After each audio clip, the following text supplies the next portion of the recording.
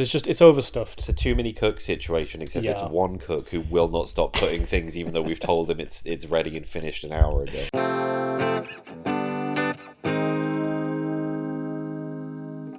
Hello, and welcome to HAZMAT, the only show from the point of view of two dogs. That's really hurtful. Woof. That's hurtful. I'm Matt. And I'm Harry. And this is the monthly thing, the part of the show where we talk about every new film or series we watched in the last month, whether we recommend them, what we thought about them, and how we felt watching them. Probably real fucking uncomfortable and itchy because of all the fleas. As always, we may get into some spoilery territory, so we will recommend up front, and then you can pick whether you want to hear what we have to say about these films. We have a lot of films to cover today. The chances that you've seen the exact combination of films that we have is slim. Slim to none. But it's not impossible. But if you want to skip around to just the ones you've seen, or you want to hear about some stuff, it's up to you. Choose your own adventure. Live your own life. Get outside, actually. Switch this off and get out there. Go touch grass. You got to live your life. Fucking loser. First up, Roofman. Roofman. Or Roofman. It's Roofman. It's one word. If it's a surname. It's one word, so it's Roofman. It's the Roofman. This is the latest superhero film. New crime comedy from Channing Tatum. Based on the true story of a guy that escaped from prison, hid out in a Toys R Us for months on end. Yeah, and avoided detection and ended up accidentally making a life. And a lot of fun. This one. Yeah, I think we were just saying a weird thing with Channing Tatum is everyone kind of associates him with being more of like the traditional kind of action star, but then you look at his filmography, especially his recent stuff, and it's not congruent with that. Like he has a lot of like interesting projects, I think. Yeah, I think he's still a bit associated with like the Magic Mike sort of stuff. Even like 21 Jump Street is a comedy, like, but it's like an action thing as well. So yeah, I feel like when he was coming up, it was that, and he's like, this kind of, he could be a macho lead man if he wanted to, but he does pick some weird, interesting stuff. We had Blink twice last year. Yeah, I think it's cool that he picks some interesting stuff. So yeah, he's back with a comedy. Comedy's back, baby. I hadn't heard about this in real life. I don't know if you had. No, it's one of those things where, because it was something that happened in America in the 2000s, like the internet hadn't really hit its advent to the point that everyone kind of knew what was going on everywhere all the time. So it was very sort of localized to just there. If it happened now, it would be like all over Twitter. Oh yeah, you would hear about it within the hour. Literally, people would be like posting pictures of him, like leaving the toys at the church. But as of back then, mid 2000s, we had no idea over here in the UK this was going on. So fun story from that perspective. Aside from it just being what happened, they frame it as it's kind of like, obviously the guy's a criminal, he's doing wrong, but it's framed in such a way that you kind of sympathize with his situation.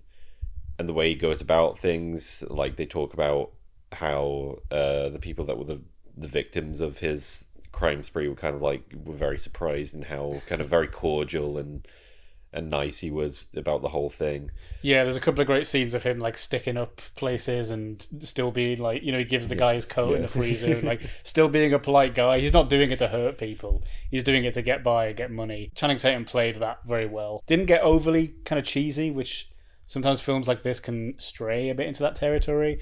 I think it managed to earn that. And I think the chemistry between Channing Tatum and Kirsten Dunst here, who's always great to see, they really made that work. It's a very sort of like, when you look at it in hindsight, it's kind of like it's like a tragic romance. It's very like Shakespearean Romeo and Juliet in a way. Two people coming from these two different worlds, and it was always doomed to fail. Yeah. Which again, like they could have ended up steering too hard into like the melodrama of it, but I don't think it ever does cross that territory. And it just ends up being like, it's a sweet story, but then at the same time, it's kind of like it has the realistic consequences and the realistic kind of ending of they do just sort of kind of grow apart once the truth out, and he goes back to prison and does what's right ultimately. I mean, it was a lot of fun to just watch his escapades in the Toys R Us in between. I thought that was a really fun, like, inventive part of the film. Just seeing these different ways he survived in there, like stealing the M&Ms, the way he controlled the cameras. And Peter Dinklage, as the manager of the Toys R Us as well, played the role quite well. Well, yeah, I think that's one of the things is we need to talk about Peter Dinklage. We need to bring this up. Peter Dinklage is almost too good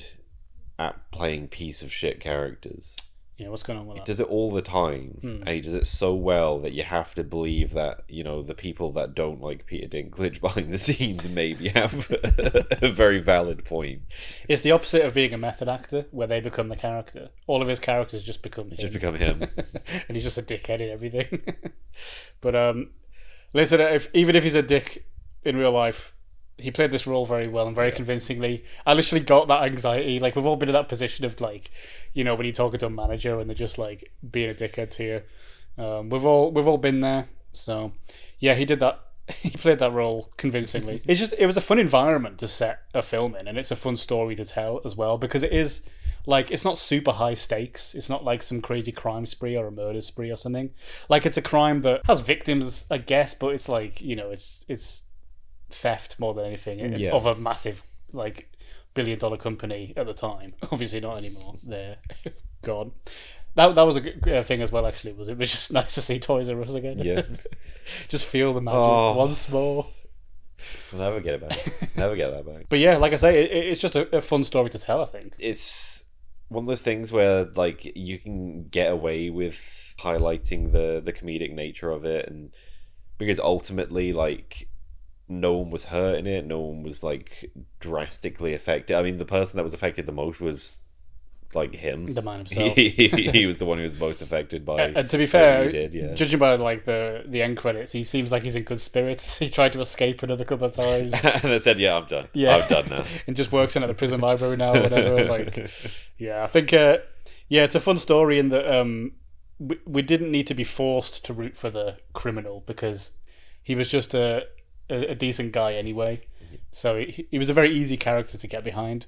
And Channing Tatum was actually great casting for that. After seeing, like, the images of him at the end, I mean, looks wise maybe not, but I think vibes wise, Tatum managed to capture that. Just a neighbourly guy who got himself into a bad situation, and we can all learn from that, folks. Don't hide out in the Toys R Us. If you're gonna go anywhere, don't go where everyone is. Or because it seemed to work for quite a while. I mean, he foretold the trend of YouTubers doing this. Yeah. Like, a few years ago, I feel like every YouTuber was doing... It was like staying overnight and sneaking. Yeah.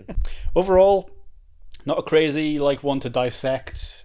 Not really much analysis to do here. Just really great time. The cast brought good energy. The film looked great, nice and colourful, because it was Toys R Us. It was very reminiscent of, like, a 2000. It was shot and like looked like a 2000s movie. Yeah, it had a sort of grainy, like a very nostalgic appeal to it. Yeah, definitely. This did feel like a film that would have done really well, like maybe 15 years ago. I mean, it does seem like it's kind of gone under the radar a bit. I don't know. I haven't really seen much consensus or much talk about this in general, but you know.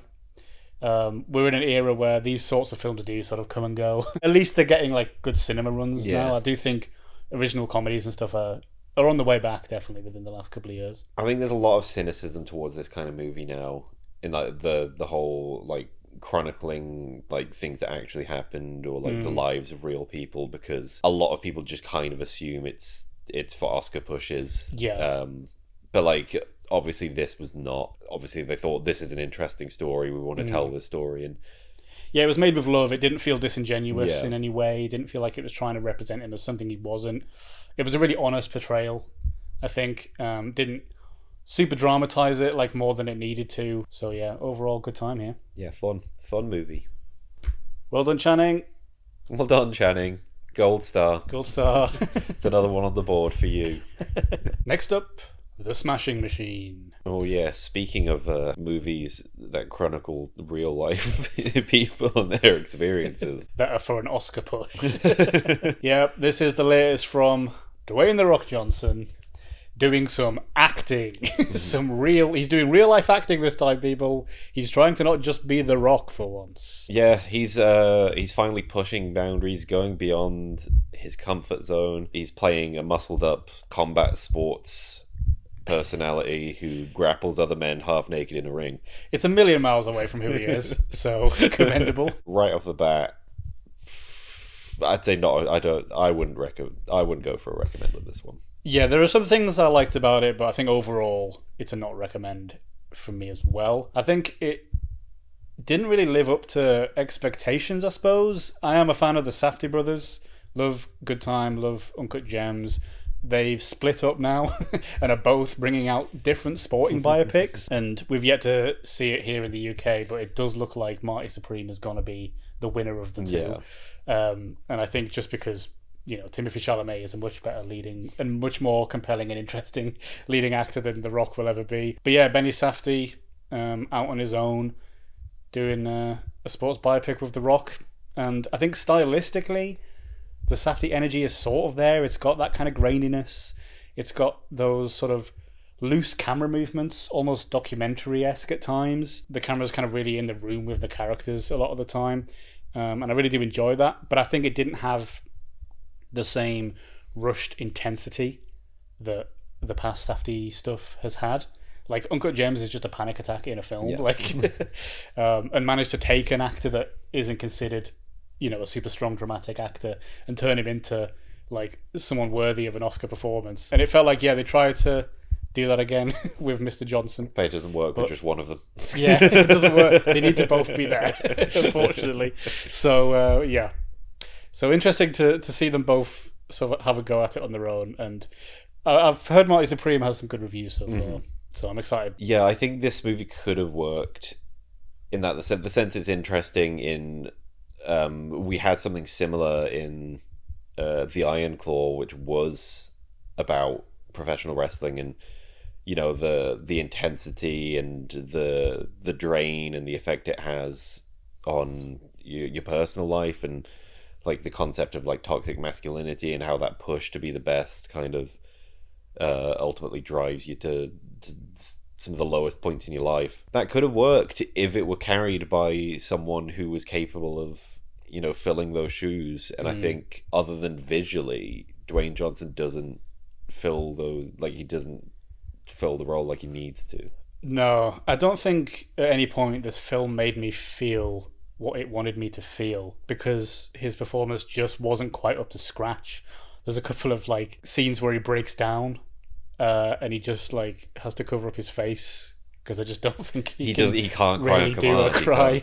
Or do you think it's written into his contract that like he can't be seen crying? He can't be seen crying. He can't be shown to lose. In a lot of his films, but then that was the most surprising thing in this movie, is that The Rock was shown in a position of losing. Yeah, that is it. I mean, multiple times. That's like the one commendable thing, is he's finally allowed himself to be on screen losing.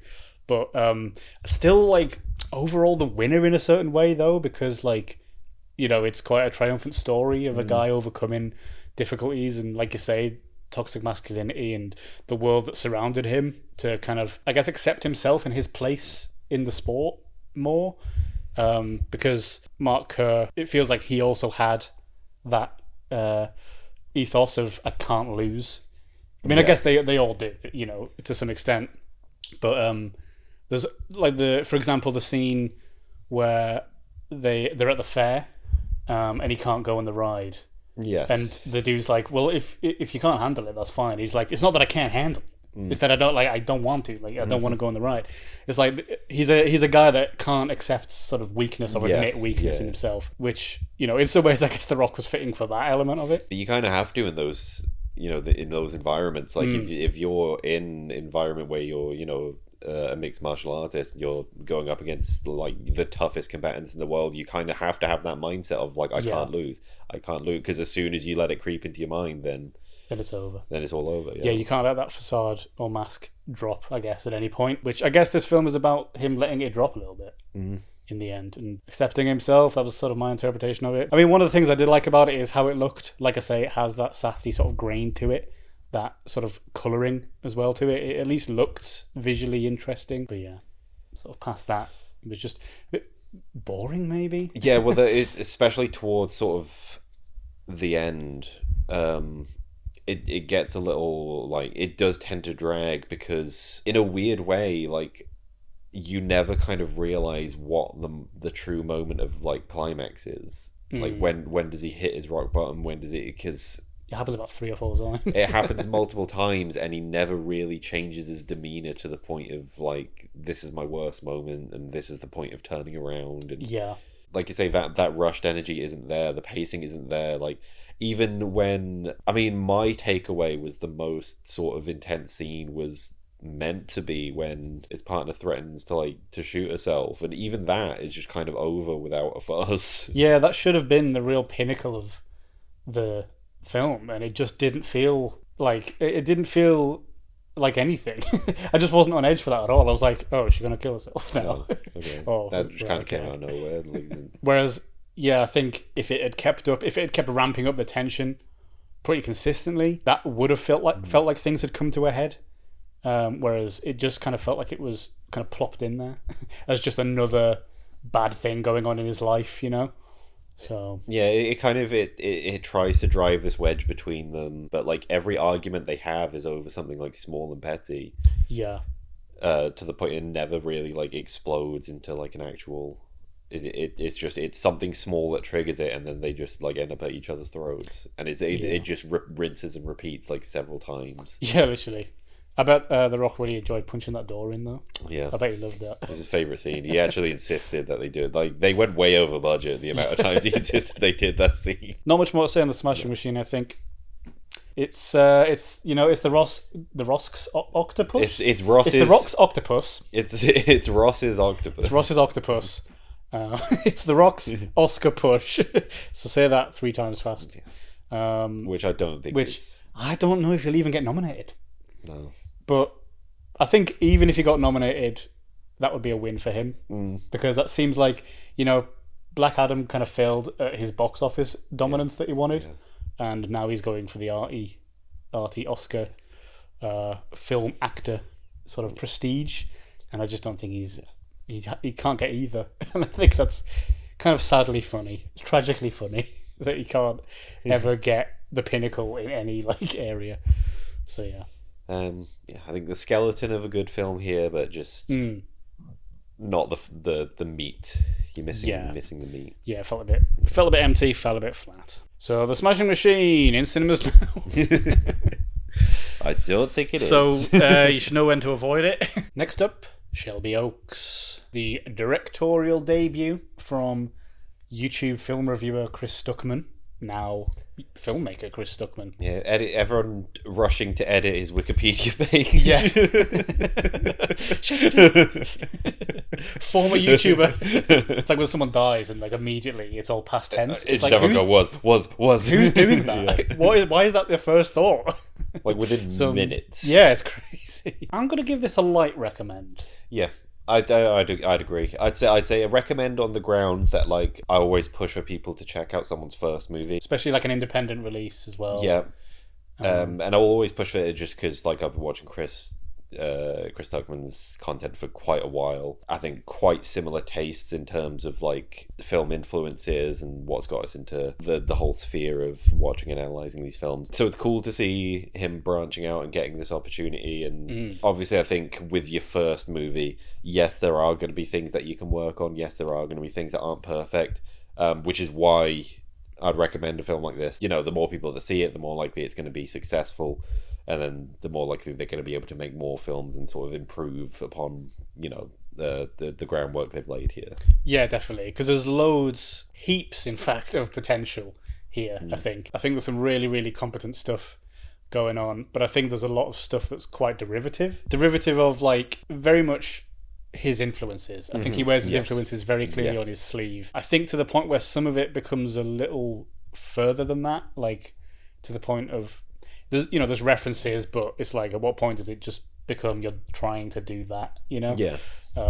So yeah, I think some of it maybe a little bit too inspired by other stuff, but I think there was some inventive stuff here. I really, really liked the first 15 minutes or so. I'd say 20 minutes, half an hour, the opening kind of. The sort of mockumentary, found footage sort of fusion going on. Everything up until the second tape finishes, I think. Yeah, that's it. I thought that was great. I mean, I would have quite liked if the whole film was like that. And I've seen films that have been able to do that and do that quite well. I'm thinking of stuff like Lake Mungo was a really good horror movie that did it all in like the mockumentary style. The Fourth Kind, I think, did a very similar thing where it was all mockumentary style. I think that's the most interesting part of this movie is like the intrigue set up in that it's something very familiar. Like I've seen videos almost exactly like this. Like I watch a lot of the content creators that were featured in this sequence. A lot of name drops, people like Chills and Nightmind, like a lot of famous names in the horror sphere on YouTube. And it was like, because Chris has spent so much time on his channel and in the whole YouTube sphere, he understands it really well, and which is why it seems so authentic. And that's where most of the intrigue is because we're shown very little during that time, but given just enough to keep us hooked. Yeah, really great throwback to early 2000s YouTube. Yeah, like when it was first sort of dawning. Yeah, really nostalgic stuff. But yeah, it left a little to be desired once it kind of switched over into the sort of, regular film. Yeah. Some competent like jump scare stuff here. I got a few times. I think the atmosphere he managed to create was really cool. I think he's really great at like creating a lot of tension for quite a while. Yes. And then, paying it off quite well. But I think what it kind of added up to as a whole was maybe a little unsatisfying, Yeah, I think that's the best word for it. I think being familiar with his content and the way he looks at films, I think he has such a strong grasp of like the technical side of it. Like he really understands like what goes into putting a film together, and maybe got bogged down in that too much. He's thought too much about what has to be there, like how the story has to progress, like the actual technical side of it, and then maybe just lumped all the creative aspects into that opening, those opening moments. Yeah. And then it does sort of become a by the numbers horror experience by the point of like there's a lot of tropes going on, like the whole researching what's going on and the little reveals of what the thing is. Yeah, that's a good point. And maybe that he maybe came at it from a way more technical start, rather than thinking of it as an art piece and then figuring out how to do it. He probably was maybe writing it around what he knew he could do, or like what techniques he wanted to use, what shots he wanted to get in there. I mean, complete speculation, but that's kind of that's what came across. It's a very technically competent film, but the sort of story and the artistry is where it falls flat a little bit. And I think you're right, that is because there is just so much focus on this is a horror film. Yeah. We need to make sure it's a horror film. We need to hit all of these beats and like make sure people understand the story and what we're trying to tell, and it does it in the most basic way at that point. But I think if he had stuck with the found footage mockumentary format throughout, taken it as a challenge, it would ultimately be much more memorable. You could easily take the documentary crew, they could be involved in the story. Like the documentary becomes like they're solving the mystery in the you could have easily done something like that, like the camera goes with her to the prison and all that stuff. I think that could have been the way to do it, really. But I think that would have made it a little more unique, maybe a bit more playful in a way. Like it's so easy to transition to other stuff, like through the talking head interviews with those things, and it would have been cool like just to see it like lean into parody. Like I love when they lean into like parodies and stuff like that. There's a movie I watched quite a while ago called Grave Encounters, where they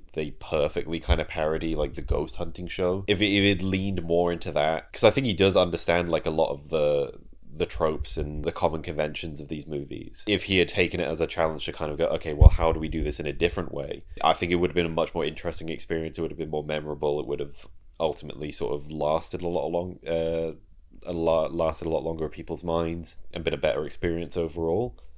But I think like you said, with the like all the references, all the sort of like influences showing, that's kind of his thing. Is that I know a lot of people found it like controversial when he basically said he wasn't like review negative films anymore. That his whole channel, he decided he was gonna be, it's a film appreciation channel now. It's not a film critique channel. Like I think that's kind of the person he is that this movie essentially, like a lot of those references are kind of like a love letter to films he enjoys, and I think it's a strong start. It's strong enough to kind of stand on its own, but like if this does do well and he does get to do more stuff in the future, I think like he's got a solid foundation there.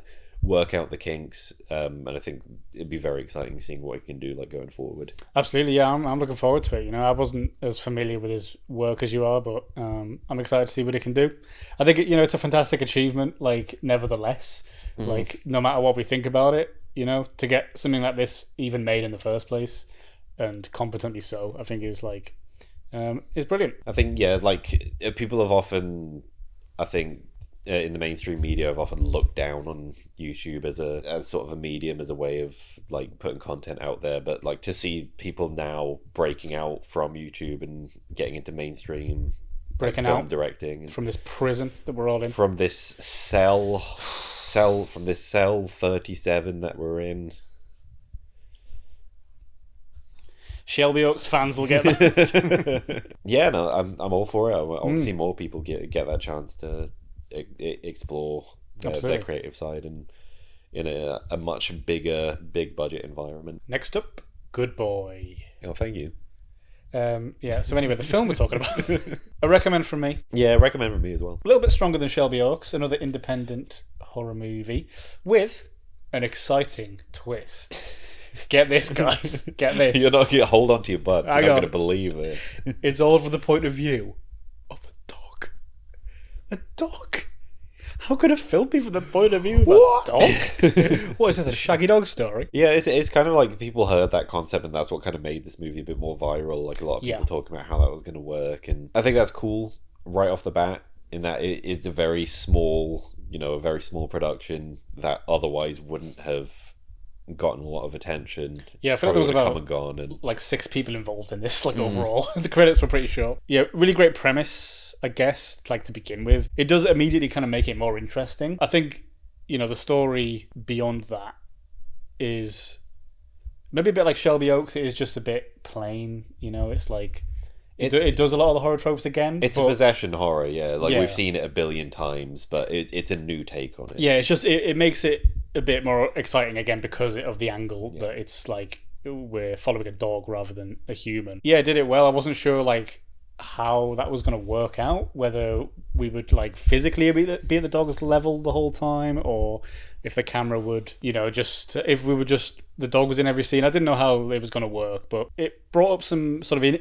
interesting cinematography that I think like you wouldn't normally do in a film. Lots of low shots, lots of under the bed, under places, some POV shots from the dog, and some interesting like dream sequences as well, which is quite fun because like, dogs dream. My dog will like yip and kick and stuff in his sleep sometimes, and I'm always like, what is even going on in that little head? Does he think that's real? Does he have any concept that that's a dream or not? So there's a couple of interesting like surreal dream sequences in here as well that was going on. Because that's kind of the cool thing about how this movie plays out, is that you are experiencing something from the dog's perspective, and that by the end of it, once you put all the pieces together, you realize actually the thing that is happening is quite mundane. But it's been sensationalized because you're from the perspective of a dog that doesn't truly understand what's actually happening, and doesn't understand that if like someone's in the house, who it is, who it's going to be. No concept of like whether his owner's going to come back or not. Or where he is when he's gone, and like we're kind of put in that place of not knowing as well, and I think that makes for some interesting like bait and switches and some interesting tension building as well, and some good payoffs, and they managed to slowly kind of drip feed us the history of this house and what's actually going on, and I think when it all comes to a head at the end, I think it is done quite well. And that, a nice short film as well. It was like an hour and a quarter, hour 15, 75 minutes or something, in and out. You just didn't know. Get it done. And while we're on the subject of Oscar-worthy performances this episode, I mean, come on guys, Indy, breakout star from this film. Indy, lead actor please, best actor. I'd push for Indy over The Rock. Absolutely. Any day. Absolutely. Indy really sold this for me. I was going to say, like, a big part of that is that I get that it was like a smaller film, a smaller budget. The actual human actors, the way they deliver dialogue in this leaves a little bit to be desired at times. But maybe they did that as a stylistic choice just to really push Indy to the forefront. Yeah, I mean, I had the exact same thought of like the other acting is a bit wooden, but maybe it is because the dog has such a simple understanding of what we're saying that it's more, they go more off tone, don't they? Like they don't obviously really understand the words. They know sit because they know that sound means they have to sit down. They don't know that it's the word sit and what sit means, So maybe that was kind of what they were trying to do there, but they couldn't actually just do noises because then we wouldn't know what's going on. It sort of lands a bit in between, which is interesting choice. But I think the film was strong enough. Like I say, the premise was strong enough that I think I didn't mind it too much. And I think the payoff's quite satisfying as well, in that the whole time it kind of pushes it as this supernatural possession angle. And then once you get to the payoff, you're like, actually, there's nothing supernatural about this movie. It's just that this is the way that the dog has interpreted something that's happening, like, which is a completely normal part of life for us, but because they wouldn't know what's going on, they wouldn't experience it. They've kind of fabricated this whole sort of like monstrous experience out of it. So yeah, good boy. More like good film. More like good job, good directors, job. And indie. Especially indie. Can we get indie on the show? Yeah, Patrick Wilson, indie. That's the dream. We're building the list. Next up, Springsteen, Deliver Me From Nowhere. It's another biopic, folks. Another one. Another musician biopic. Specifically musician biopic. Another film on the list that we can compare to a Timothée Chalamet film as well. Ooh. I know what it's going to be. I think I'm going with not. It's not. If you're umming and ahhing, it's going to be a not. Yeah, that's the rule, isn't it? That's the rule. Once again, there is some stuff I enjoyed about this, but overall, didn't really enjoy a lot of it. Jeremy Allen White as Bruce Springsteen, the boss himself. What I liked about this film is it explores kind of one era of his life. One very specific sort of like snippet of... The production of the Nebraska album and kind of where Born in the USA kind of sprouted from that as well. And the sort of creative and personal difficulties he was having around that time, despite being at, like a career high. It managed to represent those two huge parts of his life very well. I'm not personally a massive Bruce Springsteen fan. I don't really know. I'm not super familiar with a lot of his catalogue. I think his story is just a bit less compelling than someone like Bob Dylan or some of these other big acts we've had films about in recent years. It feels like they kind of had to really dig to get like an interesting part of his life, and it's like, oh, he was a bit depressed around this point, so let's go with that. And let's have some of those songs were about his dad. Let's have all that stuff in there as well. Yeah, it was interesting to kind of pick one area of his life, but I think it might be that it's just the rest of his life isn't like that interesting. It's gotten to a point where it feels like, Hollywood producers are going, okay, who is like a big name in music that hasn't been covered yet? Okay, let's pick this person, and then we're gonna get them all. But yeah, like not all of them have gone through the same kind of struggles as others have. Even the Bob Dylan story, it was never really about him having any personal demons or personal struggles. It was more about him, trying to evolve in a world that wasn't ready for him. And like with Springsteen, like you said, there wasn't really anything that like really challenged him or really like. I think they sensationalized a lot of it. Yeah. It's one of those like he was just trying to make this sort of album that was a bit more stripped back, a bit more interesting, more personal to him. Yeah. And everyone around him was very much like, yeah, let's try and do it. Like, we'll just do it. We'll do what you want. We're doing this thing and we're doing it the way you want. Yeah, we like you. Yeah. You're great. We want to make this work for you. Like, it's only they had kind of the executive character that was kind of the only one trying to push back on it, being like, the radio's not gonna want to play 5 minutes of him just like strumming the same melody on an acoustic guitar or whatever. But other than that, it was him kind of getting very frustrated with trying to capture a certain atmosphere and sound that he wanted, that he eventually got from this 4-track bedroom recording. And sort of acting like everyone else was being like, this will never work. You're like, why are you even bothering? Let's get you back in with the band. Let's make Born in the USA. Yeah, but like it was more like, yeah, we really want to be behind you on this. We understand you're a creative person that wants to try stuff. So yeah, I think some of the barricades felt a bit forced. Yeah, they're putting in hurdles where there were none. Right, yeah. And I think it made for a little bit of a boring sort of film, really, because it's like I say, he was overcoming these challenges really easily. One of the big challenges he faced was trying to physically achieve that sound. They were trying to actually master the tape to make it like listenable, which was like a difficult thing to do in the 80s when they didn't have like, the best equipment that we have now. And like even that seemed to just be kind of solved in the next scene. They just found a guy that had a good vinyl printing machine that managed to do it or whatever. I didn't really get what was going on at that point, but it just felt like it was such a big emotive thing. He's like, I really want this sound. I need the atmosphere. I need the echo. We're not going to be able to get the same feeling behind it if we do it in this like amazing studio. and then they just managed to do it. It's one of those things where like I think when making these kind of films, they know the general kind of beats they have to hit or feel like they have to hit, and then they struggle if that artist never like had any personal demons or like addictive behaviors that they can draw on. It's like they feel like that's where it has to go, and then if it never does, they're like, okay, well, what do we do? What do we do here? Yeah. Jeremy Allen White here, however, could do no wrong in my book. I think he was great casting for this. I think I obviously picture Springsteen nowadays, like the kind of grey, slicked back, like, you know, slightly older. He must be in his 70s by now. But when you do look back at old pictures, old album covers, like, Jeremy Allen White's really great casting. He's got that kind of like droopy sort of face to him, and the sort of wild hair. I think he gave a great performance here. It was nice to see him trying something slightly different from his usual. As much as I love him, he does keep playing angry people from Chicago. That's his speciality. So it was cool to see him playing a bit more of a softer character. Springsteen's actually quite a sort of soft, emotive guy. I think a lot of people think of him as, you know, he's the boss.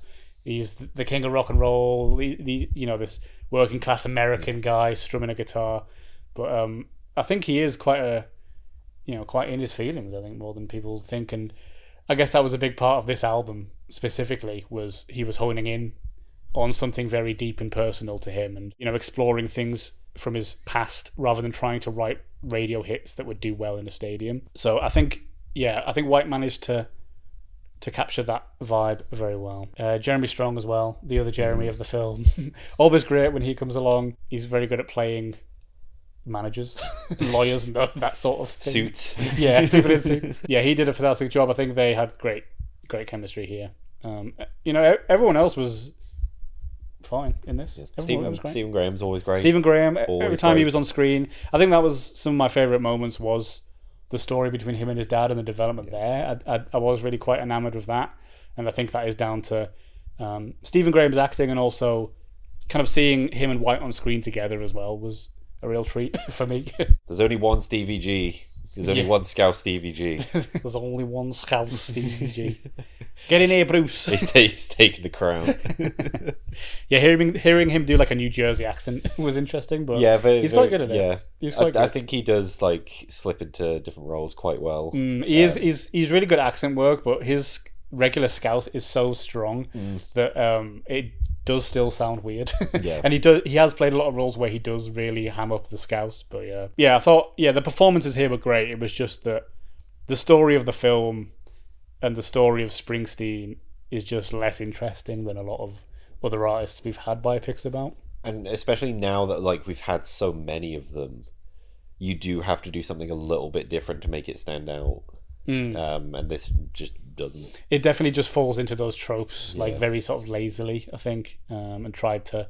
I mean, it was even the same color as A Complete Unknown. I felt like tonally, visually, it was very similar. That brown orangey sort of color that. Because that's how you make it look like it's, you know, oldie days. Oldie times. You put a sepia kind of filter on everything. Everything was made of wood back then. Yeah. We all had wooden desks. All we had. No IKEA furniture back then. Next up, him. Excuse me, I have a name. Oh, that's a good one. Thank you. I've been working on that since we saw it. I've been waiting to use that one. He's been fucking waiting. He's written that down as well. I've written it down. It's on my hands. Him is not a recommend from me. No, I feel like I wanted it to be, but I don't think it is. So this is a new horror film produced by Jordan Peele. But not directed by.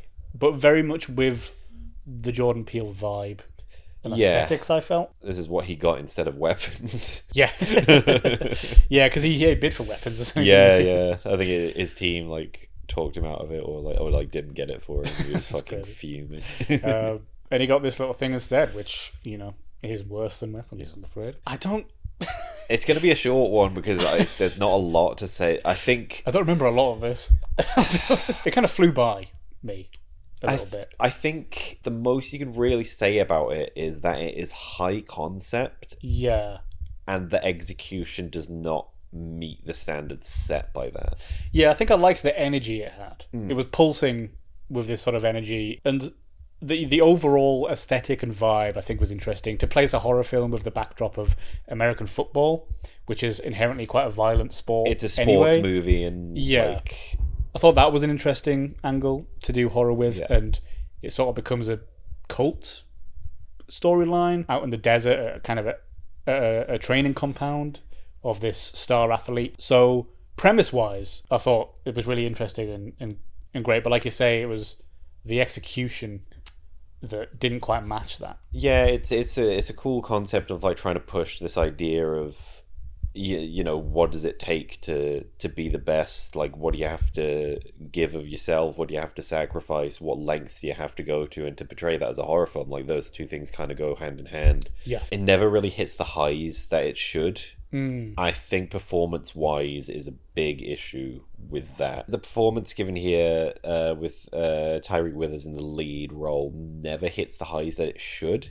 Mm. It seems that as the movie ramps up, and like the situations that he's going through ramp up, he never really seems to actually react to what's happening. Is that it becomes increasingly more insane and violent and depraved, and yet he never really changes his demeanor to accommodate that. Yeah, it feels like he should be kind of trying to escape more than he does. He seems to just roll with a lot of it. Yeah, his reactions don't go up at the same level as the insane fucking things that are happening going up, like at the same rate. He doesn't seem that bothered. You can kind of conflate that with his determination, his desperation to be the best, and to play into it and give everything he's got. But again, that needs the performance to accompany it, to show that his increasing desperation to, you know, the conflict of, I know what's happening here is wrong and is insane, but like, I still, like, this is my path to glory, this is my chance to be number one, and that just never kind of manifests in performance-wise. Marlon Wayans, however, I think is so fun in this movie. I think he's great. This is great to see him tackle something different as well. He's obviously very known for parody and wacky comedy. Yeah. So interesting to see him bring those chops to a horror concept like this, because he is still doing Marlon Wayans to a certain extent. He's still very in your face. He's very loud and brash. But within this entirely different context, it is much creepier and much more intense than it would be in like a comedy. It's the one shining light, I think, is his performance just being like just so overly insane, and that's the energy that we needed from the lead role as well. Probably from some of the supporting cast. I mean, the supporting cast, I wouldn't even really be able to tell you anything about them because they're just so non-impactful. Yeah, a lot of them are just tools to create this strange cult-like environment. I feel like no one else really gets any sort of development or has any importance. Even like Tim Heidecker is a strange addition to this, that played his manager. Yeah. Again, known for surreal, wacky, like sketch comedy. Interesting to see him tackle something like this, and again, still doing the same thing he usually does, but in a much more different environment. It just comes across like much more intense and slightly weirder, and like comes across very like cowardly at the end, and like interesting mix of actors and vibes here that all doesn't quite gel into a full satisfying horror film that should have been ramping up and didn't quite reach the heights it wanted to. It takes away from an ending which otherwise would have been really good. I think the ending is the best part of this, because like visually, I think a lot of the film visually is really good, but like the ending kind of like really takes things up to an extreme. It's just that it doesn't feel satisfying because it doesn't feel earned. Yeah, I wish it played more into the cult aspect. I think it kept its cards too close to its chest for too long. It didn't drip feed us this mystery enough. I think it all exploded at the end without the build-up that it needed to get there. So I wish they'd maybe walked in on some more rituals, or I don't know, something to not necessarily explain things, but just to open things up a little more. Just to make things make a bit more sense and feel a bit more satisfying. as we get to that like insane conclusion, which, like you say, probably one of the best scenes of the film. I mean, another highlight for me is the scene where he's just getting battered in the face with balls, that guy from the machine, football, stuff like that. It was really good at these kind of small visceral moments as well, and using, again, this violent sport in this context, and it actually is like, quite a scary thing. I like the X-ray shots we had of certain things, like bones cracking and skulls colliding, and I thought that was really cool. Yeah, so there was some really cool visual elements here, like you say. Some cool colouring and stuff as well, like lots of red and blue and stuff like that used as well to make this environment almost otherworldly. So yeah. That's him. Interesting concept. Falls flat in execution, I think, ultimately. Like a couple of the ones we've mentioned here. It's kind of a theme of the month, isn't it? Like really great premises that don't quite live up to it. So, yeah. I'm him. Him in cinemas now. Next up, Good Fortune. The second good film of the episode. And no, I don't mean it's a good film. This is not a recommend. No chance. But I think I wanted it to be. Because, like I say, I love seeing a comedy in the cinema, a straight-up comedy. Comedy? A colony. A colony of ants in the cinema. A straight-up comedy in the cinema. It's always great to see in this environment we've had of the last decade or so of blockbusters or prestige indie biopics or whatever. And you know what? I'm a big Seth Rogen fan. Keanu Reeves is fine in my books. Aziz Ansari, less so. So he kind of sours the palette here a little bit. But yeah, overall, this just didn't really add up to, admittedly low expectations anyway. But again, it's another one that maybe would have done well 15 years ago. It was trying to harken back to a bit of that old Seth Rogen, Judd Apatow era when they were like the biggest things ever, Knocked Up and Forgetting Sarah Marshall. It feels like it tried to belong in that world and do that, but that's almost a dated subgenre now. Really, that kind of stoner comedy, like slacker comedy. You can't even call it a slacker comedy because he's doing. He's actually trying to grind. Oh, he's fucking grinding. Yeah, so this is about a guy just trying to make his way in this world of this gig economy, this world where so many people are unemployed, and it's difficult to find and sustain a job, and people are left to just do, like, Uber driving and Deliveroo, and it makes up, I'm assuming it's a fictional app called Task something, where it sort of takes that a step further and they're doing people's laundry and like stuff like that, which I thought was a fun concept in itself. Like, you could probably write an interesting comedy around that on its own. But instead, in this film, we have Keanu Reeves as the Angel Gabriel, who didn't seem to be the Angel Gabriel, may I point out. He was an angel. He was an angel, also called Gabriel, who swaps Aziz Ansari's life with Seth Rogen's life, who is a rich tech bro. It's a body swap, but not a body swap. It's a life swap. Yeah. I think that's one of the main issues with it, is that there's concepts in this movie where all of them could be separate movies on their own. Yeah. But because they're all meshed into this one thing, none of them are given a chance to breathe. Yeah, it's overstuffed for sure. There's the interesting, like, gig economy storyline, there's the life swap, there's an angel trying to be an angel becoming human could be like on its own, a buddy comedy with a guy and an angel living together. Like some of the best moments in this film was just Seth and Keanu bantering back and forth, Keanu trying to figure out, like, how to eat and stuff like that. But I mean, even some of those scenes, they don't quite go for the funniest joke they could. I felt there's like the scene where he's never eaten a burger before, and then he just does it perfectly. Like, you could have easily done a bit of physical comedy there, had him chewing wrong or like trying to bite it from the different angle, or something like that. It feels like a lot of these scenes and jokes weren't punched up enough. Like, the script is just lacking. It feels a bit undercooked, and I think it is because there's just so many premises in one that it didn't go fully the whole way with any of them. I think it's because of Aziz Ansari's writing. I know. I think it is just not great. I think he's the worst aspect of it. Like you said, like, there's a reason why the best scenes are Keanu and Seth together, because Aziz is not in them. Because at that point, the film barely even becomes about him. He's like in a coma. Yeah. And then he like disappears off to live a rich life, and you don't really see him for like maybe like 40 minutes. You put him in a coma and the film threatens to start getting good. Yeah. But we never quite get there because he comes back. But I think an issue with his writing is a lot of the characters also have his voice. Yeah. Like the things they're saying are things he would also say, which I felt was quite distracting. It's a thing that I think a lot of comedy writers fall into, where you're just trying to get an observation out, which, like, fair enough, but then you're picking the wrong character to do it. Yeah. And it's very clearly like an Aziz thing that he's thought that would be funny, or isn't it funny when this happens? But then, like, he's got Keanu to say it as an angel and observe something, and it's like it doesn't quite mesh with what that character is. And there was a lot of moments like that for me. That seems to be like it's quite literally that as well. A lot of the writing is, wouldn't it be like, isn't it funny when this happens? And then they just state that. Like, it's not written as a joke. It's or like in any creative like sense of delivery. It's just hey, like, this is a thing that we do. This is a thing that happens sometimes.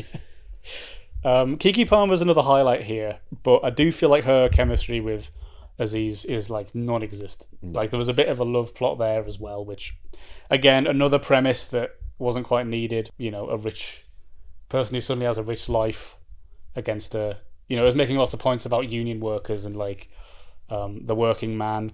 I think what the film was trying to say at its core is a great message. Obviously, like, there's a lot of people that are just literally trying to get by now and aren't really living a life that they want to live, because it's entirely taken up by worrying about where your next paycheck is going to come from. So what it was trying to say in that aspect, I think, was great, but it does just get lost under this like muddle of story and characters and things.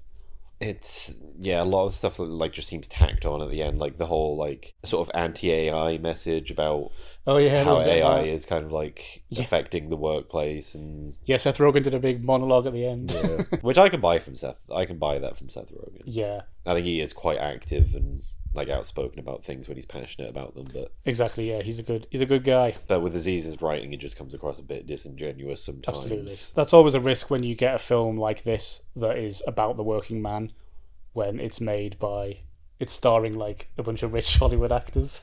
I mean, I'm hoping some of the behind the scenes crew were like, you know, people early in the industry trying to get on the ladder and get jobs in there. But it does feel, like you say, a bit disingenuous to do. Well, it's not. Like, it's not just like a cast of big Hollywood actors. It's big Hollywood actors who are all talented in their own right, who are made to appear like they're not. Yeah, because they're having to follow this script, which pushes them all to the side in favor of putting Aziz front and center. Which is like it's an ironic sense in that this film's trying to push this message about people, you know, struggling and not getting chances and opportunities, while at the same time Aziz Ansari is getting like the ultimate privilege move of making a film and putting himself as the star, which he absolutely would not get in any other context other than making the film himself. The only way he can be the lead of a film is if he makes it now. And we all know Keanu can do comedy and has done comedy, and is just generally a funny guy despite doing a lot of action things. But even he struggles with some of this material, I thought, as well. He does the best with what he had. All of his dialogue seems to be like explaining how angels work. Yeah, there's a lot of exposition which again isn't really needed. Like, it tries to go into the angel world a bit, and they've all got separate roles and jobs and stuff, and I thought that was an interesting thing, but again, that's its own film. You could have like concentrated on that. Like, it's just it's too much for like a 1 hour 40, 1 hour 50 buddy comedy thing. Like, it's overstuffed. It's a too many cook situation, except it's one cook who will not stop putting things, even though we've told him it's ready and finished an hour ago. It's one cook over the pot, just keeps adding ingredients, just keeps adding stuff in, stirring random shit. It's like, I haven't added that.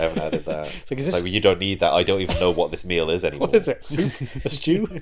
Is it bolognese now? What's going on? Sludge. Well, you've given me a slop. It's brown. It's red. It's orange. Me slop. So yeah, this movie is slop. That really sums it up. This is Aziz Ansari in the kitchen making slop. Yeah, so, don't ever let bro cook again. Good fortune in cinemas now. Next up, I Swear. This is a big recommend from me. Yeah, a recommend from me, and also not just a recommend. This is my best of the month.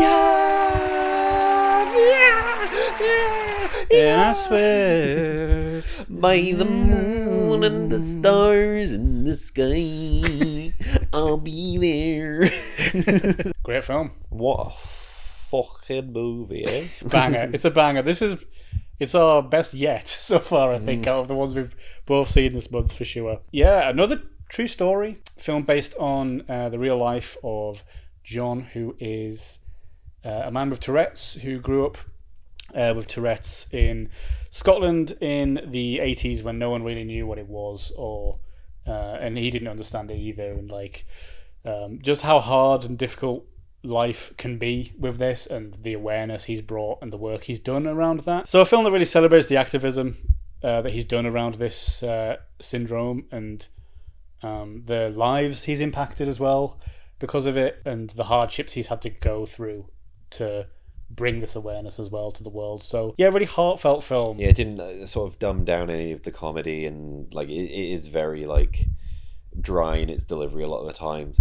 And I think that's one of my favorite aspects of it. They're more than willing to go and say, hey, there is a funny aspect to this. Even some of the dialogue at some point says that, oh yeah, some of the stuff I say is funny, it is rude, and but that's what helps us understand it. I think what's so endearing about this film is they never kind of treat him like a charity case. They never kind of frame it in a sense of feel sorry for me because I've got this condition. No, he's still it's always just a hurdle for him to overcome. It's something that he has to face and live his life with, but at the same time he doesn't want to stop being able to do what everyone else is doing. He does want to go out and work and get a job and have a life that he can sort of live as normal like everyone else. I think the writing is where this film is at its strongest. Is the dialogue is so snappy and so human. Like I say, it doesn't shy away from the fact that the disease is quite funny sometimes. Sometimes the things John comes out with are so absurd and so rude in some situations. It doesn't make you not want to laugh at that, but it has the right moments of showing how serious it is as well. There's that side of it, and the problems that he has to face because of it. It's just such a wonderfully human film, I think, and just about how meeting the right person at the right time and the importance of having love and people who accept you for who you are around you is so important in life, and can make someone's life a lot easier, despite having a physical problem such as Tourette's. It's sort of jumping on from that, it is the importance of having that support system around you. I think that's where movies like The Smashing Machine and Springsteen fell a bit flat, in that we didn't really get to know the other characters that were in their lives to help them and support them through all these hurdles they were having to jump over. And that's where this movie really excels, is everyone kind of gets to blossom into their own characters with their own sort of personalities, but it shows how fortunate he was and the importance of having a strong support system. He had all these people around him who did kind of understand what he was going through and did everything they could to make things easier for him and get him all these chances. It was never kind of a system of oh, we're doing everything for you. It's hey, we understand what you're doing. You don't have to apologize for what we're doing. We get it. We get that you can't control the things you say. We're going to do what we can to kind of give you the opportunity to, to find work, to find a job, to find something that you enjoy, and to feel accepted as well. Yeah. As someone who ends up not being accepted by his own family. His dad leaves. His mother doesn't cast him out, but moves him away from the dinner table. Sort of very, very resentful. Yeah, is very, is resentful of the difficulties it has on her life as well, which is understandable to a certain extent, but it feels like she's quite cold towards him in the beginning, and because there just wasn't an understanding of what this was. I guess the research has come on a lot, and I think John is a huge reason for that as well. So, yeah. Great film about a great guy. And a great soundtrack. Great soundtrack to accompany it. How does it feel? And we can't finish without mentioning the fantastic lead performance as well here of Robert Aramayo. Yeah, I think he really sunk into this role, I thought. the accent, the Tourette's, the representation of it. Yeah, for him to do something that's so grounded, so real, when the only other exposure to his work I've had is, Lord of the Rings and Game of Thrones. High fantasy stuff, yeah. For him, well, because he's English, I think, as well, so it's a really strong accent work here as well. Yeah. And I also can't finish without mentioning a fun little fact about my connection to John himself, because he's from Galashiels, which also happens to be where my dad is from. And that means that my dad's brother, my uncle, has actually met the real-life John on a few occasions. I texted my dad after we saw this film, because it came up Galashiels at the start, and I was like, hold on a minute. Does my dad know this guy? So yeah, that's a fun little tidbit. Well, you say little, you say small. That's kind of what this movie is. It's a series of small victories. Yeah, and it's like made a big deal of. It's about all the different lives he touched along the way. Coming from a place where he didn't feel like he belonged anywhere, and he's now a guy that has actually affected and bettered a lot of people's lives, that whether they suffer from the condition or not. I think that's almost more interesting in a way. Is like, rather than having some kind of big grandiose moment of relief or victory or whatever, is taking small things and making them seem bigger. Like some of the most emotional moments here, like just when he gets a job for the first time. Yeah, and it's just heightened so much that it really does impact you when we're just so in this world. And the film, you really do root for him as well. Perfectly balanced, as all things perfect should film. Next up, Urchin. Urchin is a massive, humongous recommend from me. And it also happens to be my best of the month. And I swear, this is the directorial debut. That's right, we've got another one from Harris Dickinson, who is most well known for playing one of the brothers in The Iron Claw and Baby Girl more recently. I first discovered him in a film called Scrapper, which I really loved. I think that was on my year-end list for 23. Yeah. So, I'm a big Harris Dickinson fan, and I was excited to see what he would do behind the camera as well as in front. He's in the film as well, but he's not the lead role. Frank Delane takes the lead role here as a homeless addict who is roaming the streets of London and just trying to better his life and make his way in this world. And it tells that story in a much better way than Good Fortune did. Yeah, again, a really human film. Really beautiful portrayal, I think, of the difficulties that people are having to go through in our modern society. And, as the film progresses, he tries to better himself, and, he does a stint in prison, but he gets out and he manages to get a job, but he can't hold it down. And he goes through a couple of jobs, and it just explores. There's no sort of end goal here. There's no climax it's building to. It just builds a picture of this guy's life, and just we get an idea of what he's been through, and we get to see what he's currently going through. And I just think it does all that with such care, and it's obviously quite a grounded concept, but it kind of strays into the surreal at certain moments. There's a couple of odd dream sequences. There's this recurring figure of a woman that keeps appearing to him, and we're left to, ponder kind of what that means for him and what that's trying to say, which, it was an unexpected surprise, I think, to have such a grounded concept with these dreamlike things on top of it at certain moments, which it just really kind of elevated this concept, I thought. If you could say anything, like you're a big fan of Harris Dickinson, and if we shorten that down, we could always say that you love Harry's dick.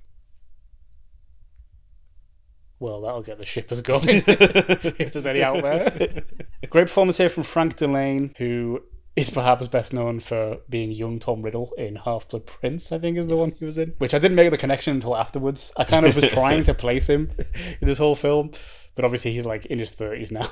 Yeah, really great here, just really layered character. Bit of a dick at times, but bit of a lovable rogue as well. You really are rooting for him. These situations that he's in are so unfortunate, but, there's a scene where he robs someone that's trying to help him, because he is just trying to get by and wants to steal his watch and sell it to get a bit of cash. And just these, these depths that he has to sink to just make it through the next day. Yeah, he managed to bring the nuance that this character needed, this complex, two-sided, flawed character that we needed to get behind, to care about him trying to better himself and make his way in life, but, kept stumbling at certain hurdles, and it, sometimes being his fault, sometimes not. Yeah, just fantastic all around. I really, really enjoyed this.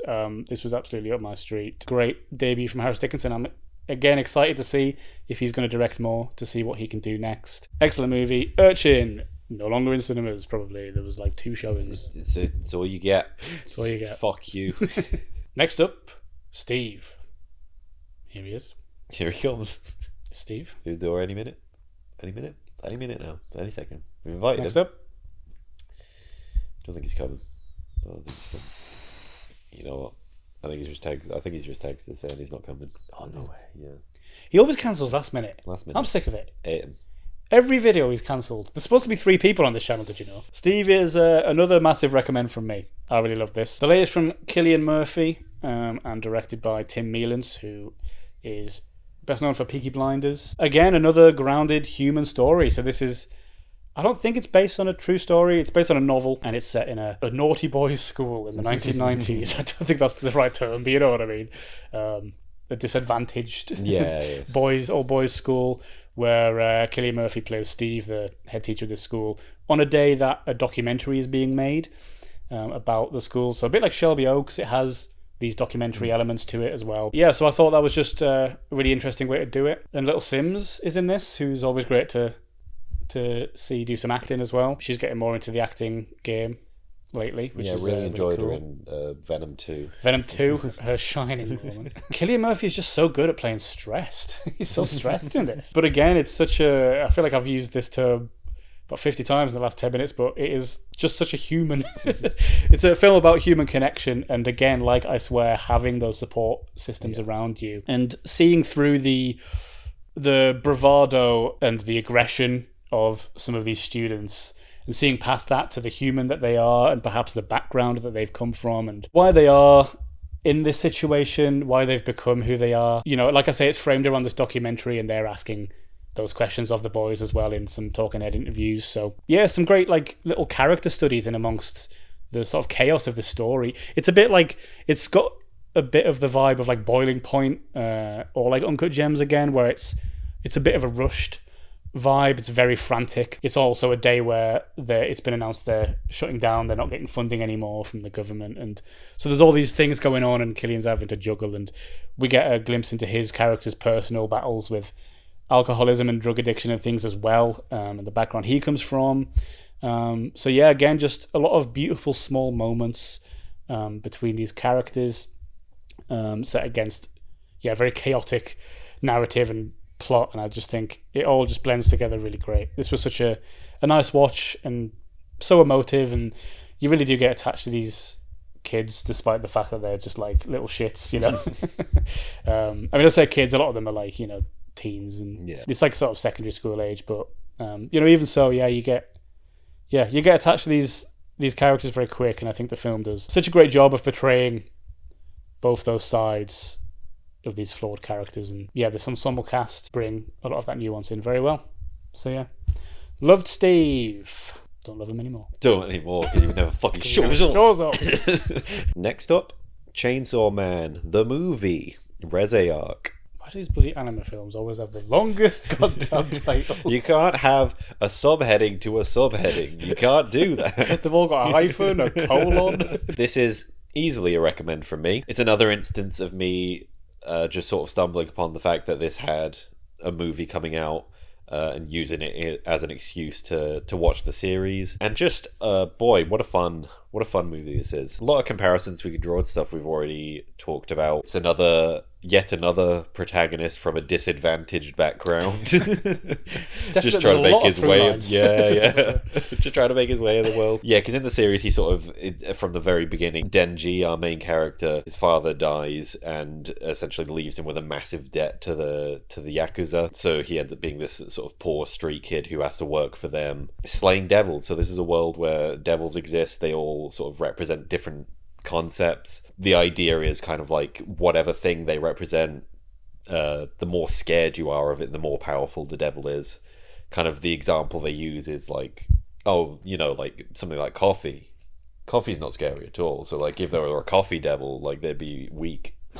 But a car, you can easily picture yourself getting run over and killed by a car. So a car devil would be pretty strong. And Denji's kind of origin story is he ends up in a conflict with the Yakuza in the first episode who are overtaken by a zombie devil, and then when he's on the cusp of dying, his best friend, who happens to be a chainsaw devil, offers him his heart, and then they can fuse, and now he can use like crazy chainsaw powers. And there's something special about him because like he's not the only character that's fused with or been possessed by a devil and able to use those powers, but there's something different about him. Everyone seems to be like after his heart. It's never really sort of explained why. Which takes us through the whole series and then into the movie. This movie covers a specific arc from the manga, introducing the character of Reze, who, again, we have sort of like a doomed love story here. The movie starts off like very slice of life, considering what the the Chainsaw Man series is like. It's often all like action, all gore, all fucking horror all the time. And this starts off very like exploring Denji's love life and his sort of being torn between two different characters that he likes. It's very sort of grounded for the first act, and then once Reze's true identity is revealed, that's when the movie ramps up into being what we're all familiar with the, you know, just crazy action sequences, a lot of violence, a lot of blood splaying everywhere. Beautifully animated, I think the whole series is, but again, this just the action sequences, all the movement, everything going on here. There's a lot of different stylistic choices they use, like different sort of like inverted color swaps and different sequences. Great to look at.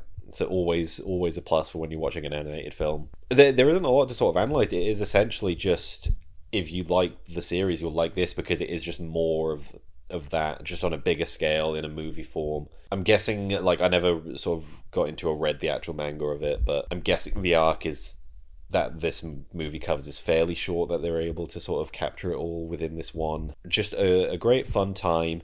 My one gripe with this is that they write Power out of the movie, and she is one of the best characters, and she is just not in this. They give her nothing to do. They write her out right from the start and say, okay, we're not doing that. She's on holiday, this one.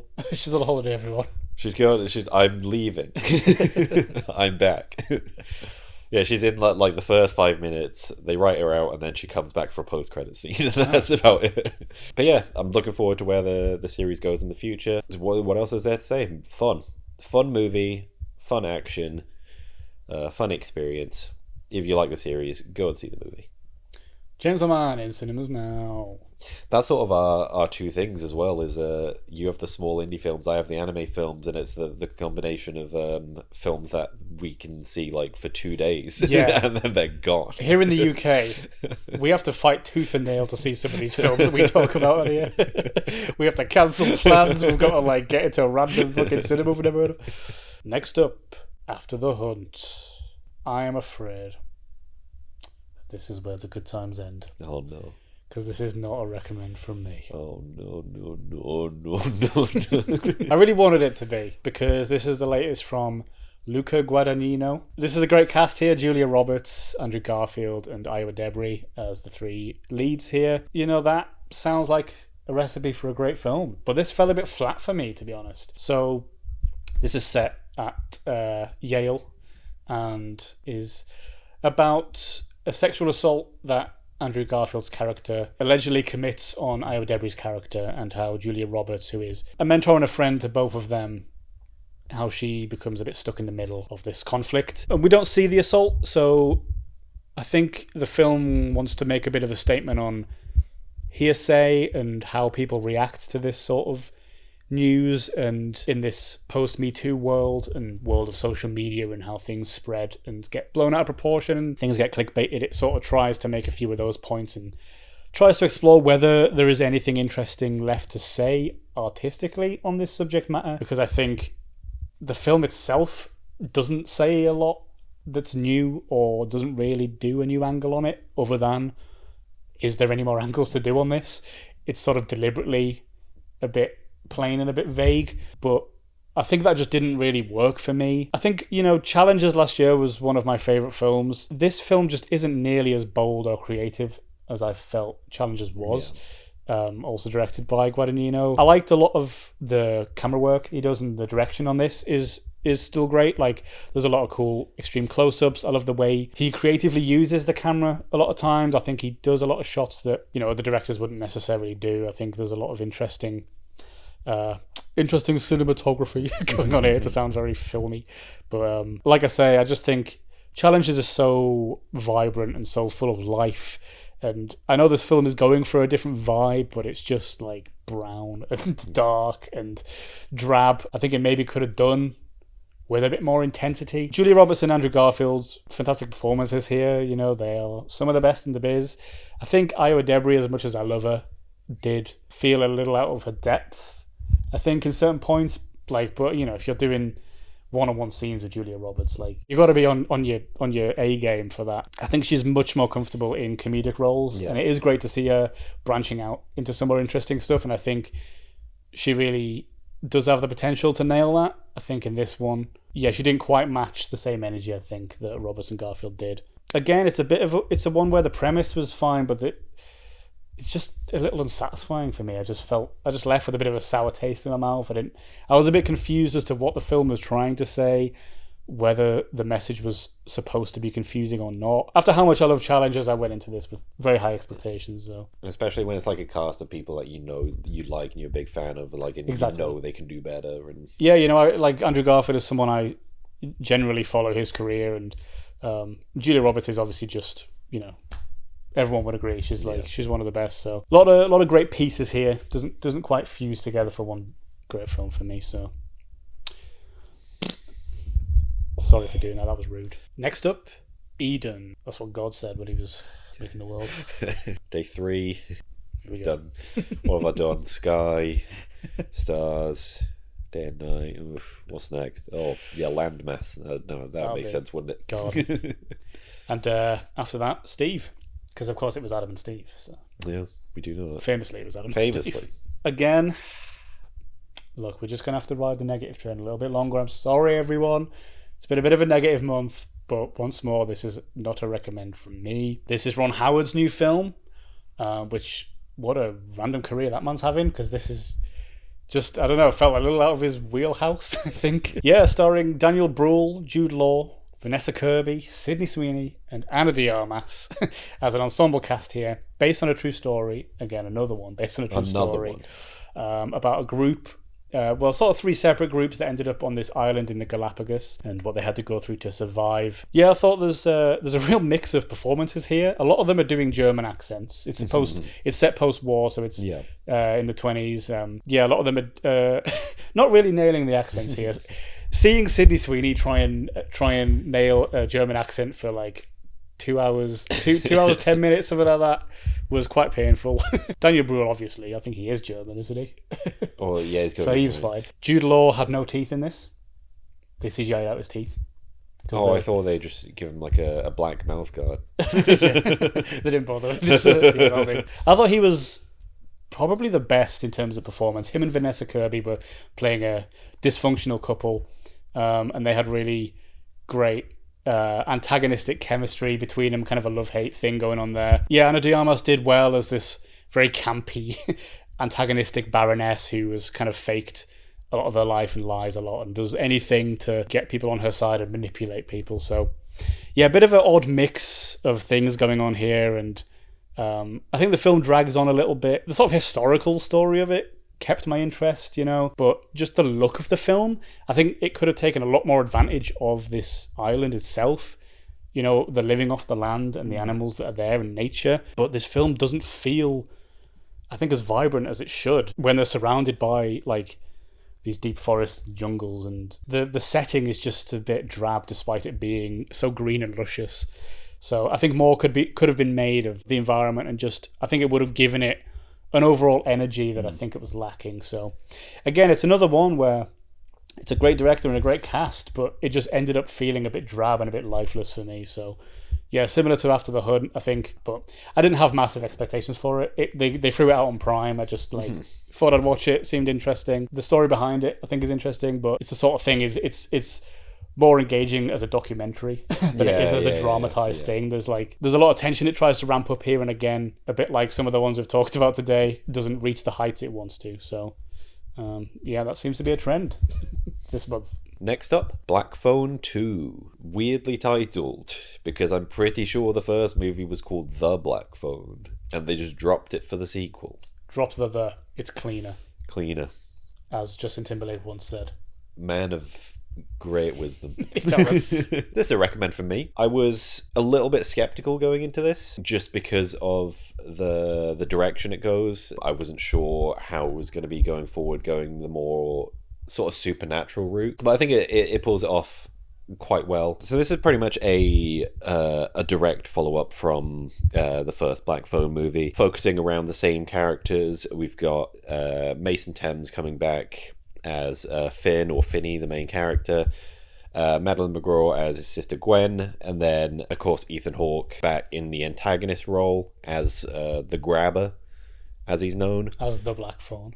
As the Black Phone.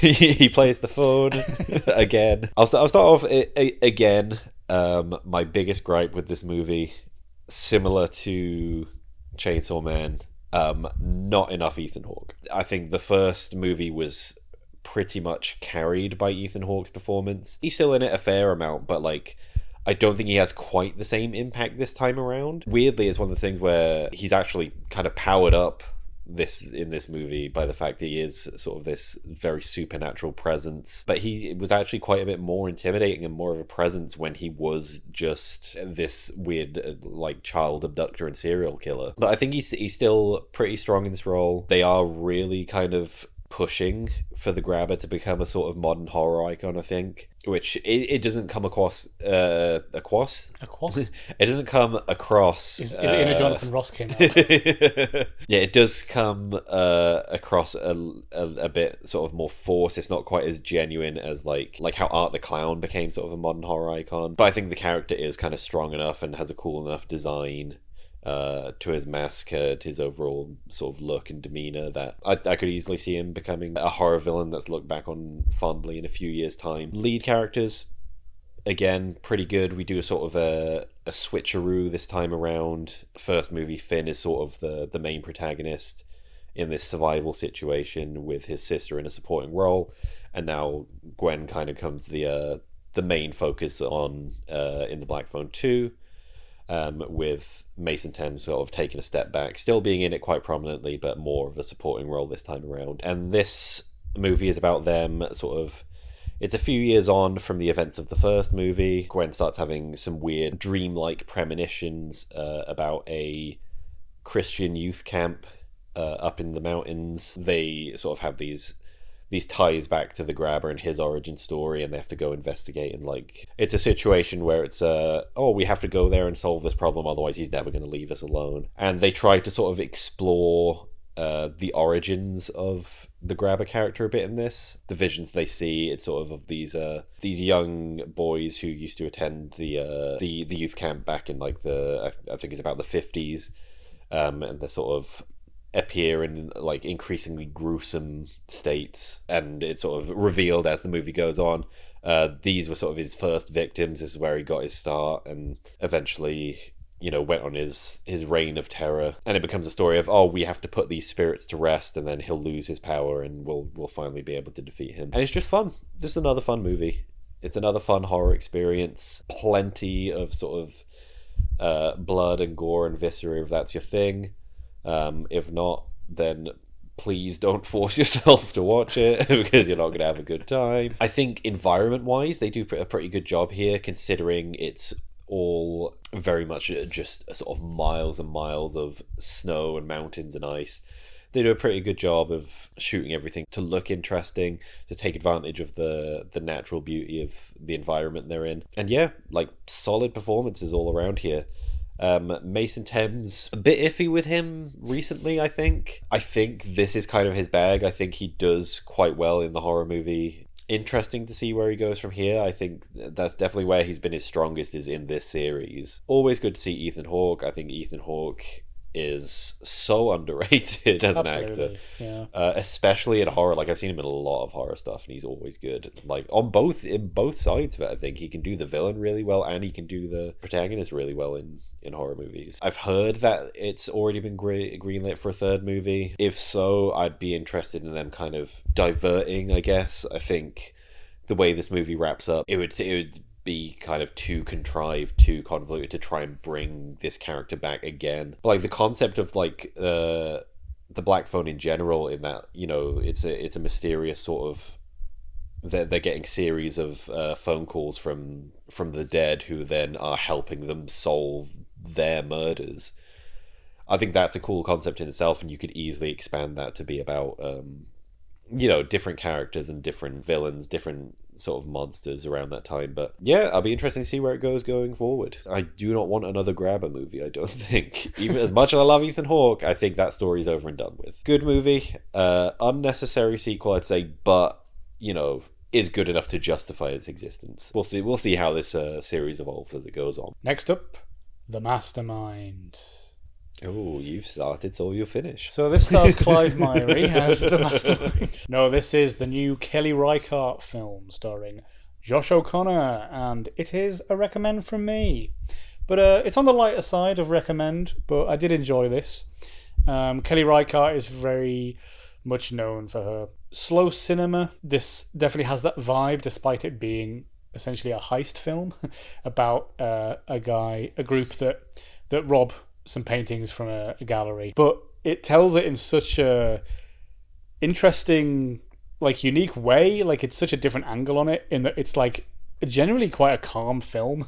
It's not the intensity you would expect from a heist film. It's set in the 70s, so it really leans into that aesthetic. It's got a very like jazzy soundtrack to it, a lot of like pastel colors here. Pastel or pastel, I can never remember. I usually say pastel. I think pastel is the sweet fruit pastel. Yeah, Josh O'Connor, great in the lead here. His classic role of slightly dishevelled, quiet, contemplative man. It reminded me a bit of his character in La Chimera, which was a film I really loved last year. He brings that similar energy to it, where there's some intense things going on around him, but he just keeps this sort of bumbling like persona. His wife is played by Alana Haim here, and I think she's a bit underutilized. She's been getting into acting recently with Licorice Pizza, and she had a small part in One Battle After Another. And yeah, it was cool to see her do a bit of acting, but again, I think she just felt like her character could have been stronger, had a bit more of a presence. Overall, this film is vibes, man. I just really enjoyed it. You know, there's a great sequence in the second half where he's on the run and he's getting lots of bus trips and just meeting different people he knows along the way, and like there's just these different towns and environments. And yeah, the film, it doesn't really try and get you anywhere. It's not building towards a climax as such. Yeah, like I say, an interesting angle on a heist film that I really enjoyed. Next up, Souleymane's Story. Yep, this is a recommend for me. I really love this. This is a French film set in Paris about an African asylum seeker, and it's all set over 2 days, at the end of which he will have his meeting where he has to, you know, they decide whether France is going to give him asylum or not. Decide whether his story and his situation is, you know, deemed enough that it was justified that he escaped from and escaped from the country he came from. But again, it's another one, like we've talked about a few times, it's another one about a guy just trying to make a bit of money, trying to make his way. From humble beginnings. Yes, in the gig economy. He's quite literally, again, a delivery driver in this. All these trials and struggles he faces over this couple of days while he tries to prepare and actually learn a fake story in order to, you know, impress the person that decides. But there's a beautiful scene at the end which is, you know, ties all the emotion of the film together, in which she sees right through him. She's heard the story a million times, like everyone, you know, tries the same details and learns like a script, and she breaks through to him, and he tells his real story, and it's a real impactful moment. The lead performance from Abu Sangar here is just really great. He really sells this character that is just trying to make his way in this world in a new environment. You know, Paris is such a lively city. I think this film presents it in a way it's not often presented. You know, you think of Paris, the city of love and romance, the Eiffel Tower, like, you know, people honeymoon there, and it's such a tourist attraction, but we see kind of the underbelly of it, the busy traffic. The catacombs. Yeah, not literally the underbelly. We don't go into the catacombs. But the surrounding cast here as well, they all just help to build out this world. It's such a frantic film by the nature of the premise. He's, you know, constantly rushing around on his bike trying to make these deliveries and solving all these problems along the way. And every interaction is a transaction, which I think says a lot about our economy and the way we do things now. He's either being asked for money or trying to get the money he's owed. And yeah, there's just these beautiful little human moments along the way. Not super loads to say, I just really loved it. Kind of mixes a lot of the themes we've talked about today, in fact, of people trying to make it in this world, this busy, horrible little world that we live in. But in amongst that, there are some really beautiful moments, and that's kind of in the end what keeps us going, isn't it, really, you know? So be careful out there, folks. No.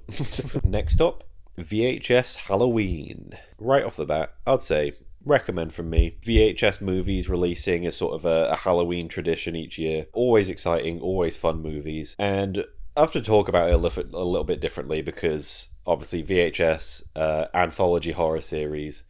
It's hard to talk about it as one film because essentially it's multiple short films in one. So instead, I'll just do a little quick little ranking of each short film and where this movie sort of stacks up in the franchise as a whole. So number 6, Ut Supra Sic Infra. I've probably butchered the pronunciation of that, but sort of a possession short film. Each one is sort of vaguely centered around the theme of Halloween. I'm not putting it at bottom because it's the only foreign language one and I had to read. It's a very simple concept, which I think, in a series like VHS, which has so many different creative directors coming in and going wild with their short films, something like this that is quite simple, quite basic, standard possession horror affair, that's why it's so low down. It doesn't stand out enough. Number 5, we have Diet Phantasma. This is the wraparound narrative for this movie. They will have a wraparound short film where it keeps on coming back to it between each other entry. Weird concept here. It's a short film about a company doing clinical research on a new soda, which they call Diet Phantasma, which is made using the essence of poltergeists. Delicious. So each kind of time they can bring back to it, it's then bringing in test subjects, having them drink it, and then they end up dying in increasingly gruesome ways. Number 4, we have Fun Size. This is sort of playing on the whole mascot horror kind of concept. It's just a little short film about a group of friends going trick-or-treating, finding this mysterious bucket that's been left out that says please take one only, and then as soon as they try and take more, the bucket sucks them into this otherworldly experience where they're sort of in an abandoned factory being chased around by this fucking big terrifying candy style mascot, and it just becomes each one of them being picked off and murdered one by one in an increasingly gruesome fashion. Good stuff, exactly what we like to see in a VHS movie. Number 3, we have Coochie Coochie Coo. It's based on an urban legend in this world of people that are too old to go have fun on Halloween and go trick-or-treating. It's said that this mysterious figure known as the Mother will kidnap them and kill them, or whatever it is that they experience. It becomes a sort of a haunted house style affair movie of them being captured by this figure, exploring the dilapidated house they live in, finding all the creepy stuff going on. And it is very much like, it's exactly what you'd think of with the Mother figure. She's essentially kidnapping these people and then turning them into like her own children, and it's all very like weird, think of like the whole adult baby concept but done in a horror way. Similar concept to what they did, or Zach Cregger did in Barbarian. Number 2, Home Haunt. Really fun concept this. It's a short film about a father and son. It sort of starts off with like their sort of earlier home videos of them prepping their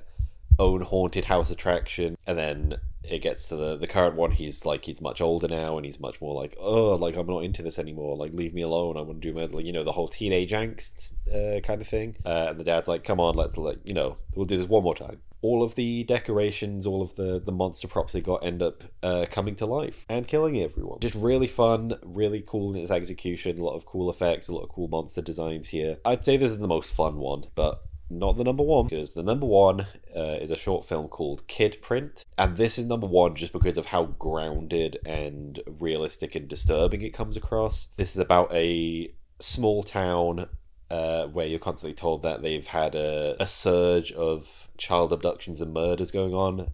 So this is taking place on Halloween night, where there's a lot more like restrictions going on. Like everyone's being like super safe with it. And Kidprint is this initiative that's created by a local video store owner, where essentially he gets all these kids in to do like little interviews and tell them their name and like little facts and stuff about themselves. It's like, oh, with all the murders going around, now you have like up-to-date videos of them, so you know like exactly what they look like when you're doing searches, you know exactly like what kind of personality and voices they have. So it's like, it's a nice little thing he's trying to do for the community. And then it's eventually kind of, it tries to lead you in this direction of like, oh, maybe he's actually really nefarious and this is how he's luring kids in and murdering them. But then they do a little twist about who the actual killer is. But yeah, the execution of this is so well done and feels a lot like a proper like true crime story.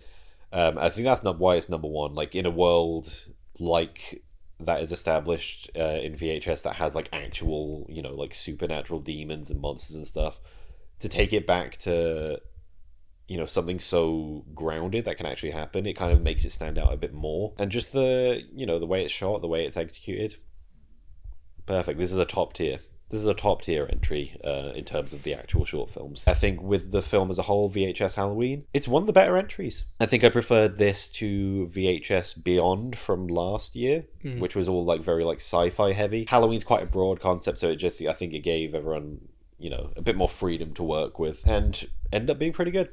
So thumbs up from me. VHS movies, always a fun watch, always a fun experience. So go check it out. Get you that free Shudder trial. I know you haven't used it yet. Come on, 7 days. 7 days after which you'll be charged $14.99. And finally, last up, Peacemaker. Season 2. Really says how long they had between seasons. That I believe season 1 came out before we even started this channel. It was, yeah. I don't think long before, but like 22 maybe? Yeah. I mean, this year, you know, with Superman, you know, I found myself on board with what James Gunn is doing with the DC universe. I mean, we haven't said it yet, but I think probably a recommend from both of us. Recommend, yeah. Sorry, it's been so long. So long. that we've been filming that. I forgot. I mean, it's always weird recommending like season 2 of something, because it's like, if you watch season 1, watch this. Yeah. If you haven't watched season 1, watch that first. We're recommending Peacemaker as a whole. Yeah. Yeah, it's weird to think like when this kind of started with the Suicide Squad, that's kind of when Peacemaker is first introduced, which was, you know, that was a big correctional movie of like, they tried to do Suicide Squad before, it didn't work out, and then James Gunn said, give me that, I'll show you how to do a good one. Yeah. And I don't know if like after watching that Peacemaker was kind of the one that I would immediately say this is the one, if you're going to pick any of them, who would get a spin-off series. But it has really worked out for the best. I think it's so fun. I think it's so much fun, this series. James Gunn, I think, is, you know, inarguably, I think the best director working right now in terms of like the actual comic book stuff. Yeah, I'd agree. Because he manages to bring his own identity to this genre, which I think is quite difficult considering how formulaic some of them are. We've had so many now that a lot of them are just flying by, but he always brings an extra spice to it. Yeah, even like when he was still doing, you know, the Marvel stuff, we know how kind of like tight run a ship that is, and how much, you know, control there is from like the higher ups, and saying like, this is what we want, this is what we want, and for his, you know, James Gunn's vision to still come through quite clearly with that. But yeah, like I think it's cool. I think at the moment with this, DC might be doing the better job of like tying the films and the series together, because Peacemaker's had quite a clear through line throughout both series and like the film he's appeared in. Like a big part of his character development has been, you know, everything that happened in the Suicide Squad. Him having to deal with the guilt of, you know, his role in that, his role in like killing Rick Flag Jr. and like how he's had to, you know, cope with the regret from that. It's been quite like a personal story for him, while at the same time managed to like balance out like plenty of comedy, plenty of action, and now tying in the wider universe of you know, we just mentioned Superman, and a lot of the characters from that appear in season 2, which was like quite a surprise, like for some of those actors, like for Nicholas Hoult to come back briefly as Lex Luthor. Big studio, I guess. Like it kind of feels a lot like what Marvel's doing with their Disney Plus series, in that they still have the quality, like in terms of like how they're shot and how they're put together. It still has the film quality, but just broken up, telling longer stories. Where I think this succeeds, where I don't think some of the Disney Plus ones do, the Marvel ones, is actually like fleshing out the characters. They seem to be telling more, like going the route of trying to tell more complex stories that develop over time, rather than like focusing on establishing these characters as their own, you know, having their own appeal and their own personalities. Yeah, it feels super character based despite being so high concept and just inherently a superhero thing. We still really care about all the human characters as well as the meta-humans, as they're termed in this universe. Another thing it has over some of the Marvel shows is it isn't just, look, you remember this person from the comic, or you remember this person from the films. Every cameo or every appearance is earned, and every character has an arc and is fleshed out enough to justify them being there, which was something we praised Superman for as well, for doing the same thing. They weren't just sticking in all these, you know, the Justice Squad. They weren't just sticking them in for cheap, like, just to get more characters out there, get more recognizable IP in the film. Each one was justified, and it felt the same here, even with the kooky cameos of those characters coming in. It was like, it still told an important moment and an important scene as well for Peacemaker's development. So yeah, I think they're just nailing it. I think they really are. I think that ties into where James Gunn really kind of excels with these movies, is taking sort of the more obscure, the less celebrated characters, and breathing new life into them, and establishing them as, you know, like as their own kind of importance within the world. I mean, like that whole ragtag group he's got going on is not just a Peacemaker show. Like everyone else kind of seems just as important. You know, you've got Harcourt, you've got Adebayo, you've got Vigilante, you've got Economos, and they all seem like very like well fleshed out characters who you end up liking just as much as Peacemaker himself. It almost feels like a sitcom ensemble at times, especially like the show is so funny as well, like you say, but it's an ensemble show despite being named after Peacemaker himself. And I think that's just a real testament to John Cena's performance, in that he knows those moments to pull back and let the supporting cast shine around him as well, which I think another certain wrestler that we have mentioned in this video wouldn't do. God, if John Cena gets an Oscar nom before The Rock, funniest shit ever. I'd be fucking fist pumping in the streets. Well, I mean, you know, John Cena's so committed to this. You see all these press runs where he's wearing the suit and stuff, and I think he does really love this character in this world. So, and I think that really does shine through. And I do just think he's generally a fantastic actor. I think he has really come into his own in the last few years. Whatever he's been doing, whether it's like wacky comedy, or there's some really emotional moments here as well for him. Like you say, there's a lot of trauma behind this character and a lot of guilt and grief that he's having to process this series. And yeah, I think Cena's performance just is more layered than you'd maybe expect. It's funny how, like, I think in such few attempts they've made me more invested in a multiverse storyline than Marvel has in like their past fucking 2 or 3 phases. I think to have a multiverse work, it needs to be consistent. You need to decide the rules of it, and you need to stick to those. And then on top of that,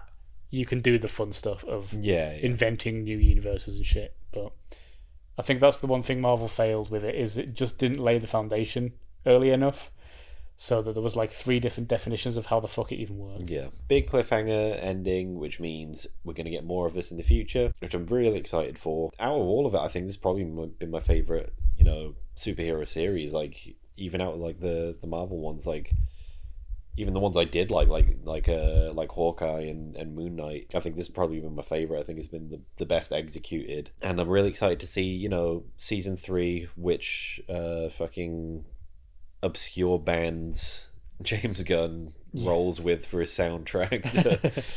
Yeah, great soundtrack here as well. What song you've never heard before to choose for the opening titles, and then you end up loving it.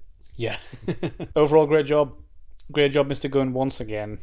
You don't seem to be able to put a foot wrong, to be honest. Mr. Cena. Good job, Mr. Fillion. Good job, Miss Brooks. Wonderful all round. Good job, Harcourt. Oh, he's getting emotional again. Good job, Mr. Rooker. He's getting really emotional. Good job, Eagly. Good job, Roy from The Office. So there we have it. That's October. Spooky season. Busy month. Lots of stuff.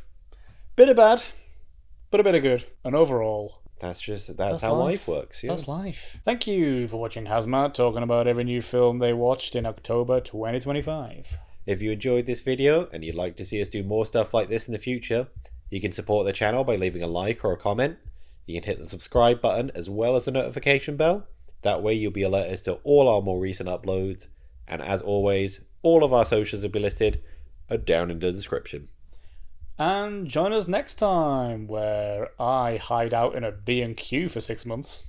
And I'm going to draw up contracts with the fork, the knife, and the spoon devil, so that I never have to go without cutlery ever again.